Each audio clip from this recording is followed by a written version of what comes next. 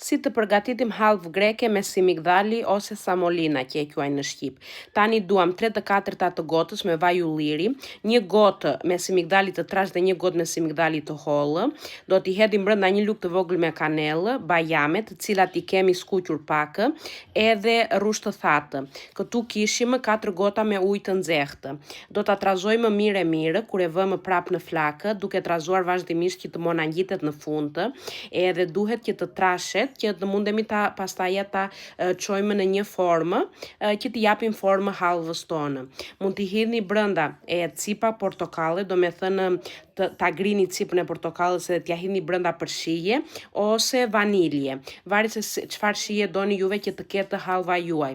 Do ta vendosni në formë, siç e vendosëm neve në një formë keku ose çfarë forme të kini, do ta lini pak edhe pastaj do ta ktheni që të dali halva në formë të tillë. Shikoni tani sa e mirë që delë, aq e shishme, aq e mirë. Provojni në qoftë se u pëlqen kjo shije edhe më thoni rezultatin. Kaloni